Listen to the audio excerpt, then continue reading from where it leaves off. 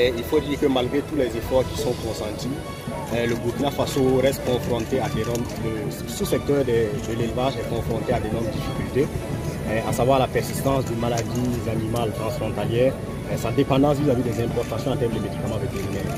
Et il faut dire que c'est dans cette perspective, justement, que dans le cadre de l'offensive agro-pastorale et halieutique 2023-2025, le gouvernement du Faso, le gouvernement avec à sa tête son Excellence, le capitaine Ibrahim Traoré, président du Faso, chef de l'État, s'est engagé à construire la toute première unité de production de médicaments vétérinaires au Burkina Faso.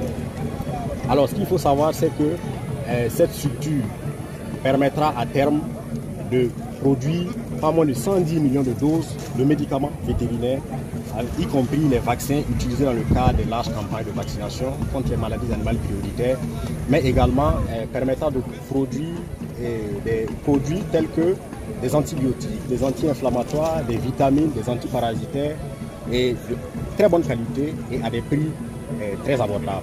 Et ça va constituer une bouffée d'oxygène pour nos braves éleveurs, d'ailleurs qui sont sur le terrain très résilients.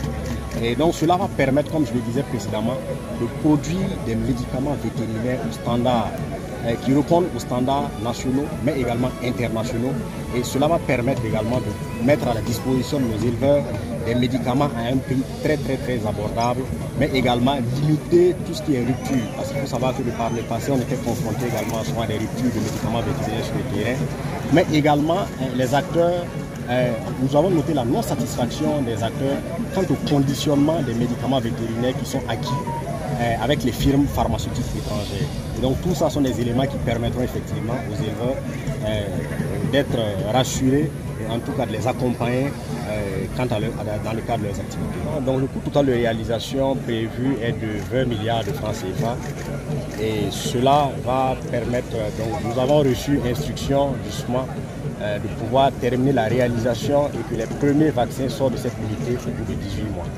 Donc nous avons 18 mois pour réaliser les infrastructures, mais également pour produire nos premières doses de vaccins qui seront utilisées dans le cadre des prochaines campagnes de vaccination.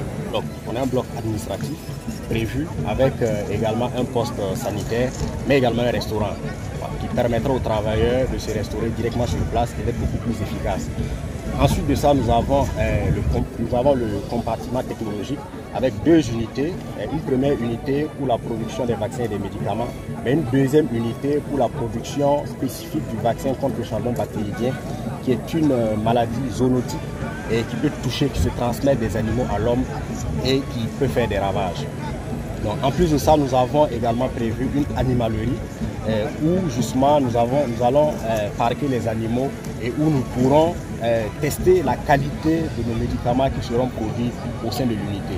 En plus de ça, nous avons également prévu un champ fourrager où nous allons produire directement de l'aliment sur place pour justement l'alimentation de ces animaux-là. Donc il faut savoir que c'est un projet qui se veut intégrer et donc qui va prendre en compte tous ces paramètres-là de telle sorte à ce qu'il soit autonome en termes de production et en termes de contrôle qualité. Il faut préciser également que, comme je le disais précédemment, nous sommes inscrits dans les normes, dans les standards internationaux, de telle sorte à ce qu'à terme, nous puissions également exporter ces médicaments vétérinaires qui seront produits sur place ici au Burkina Faso. Hey!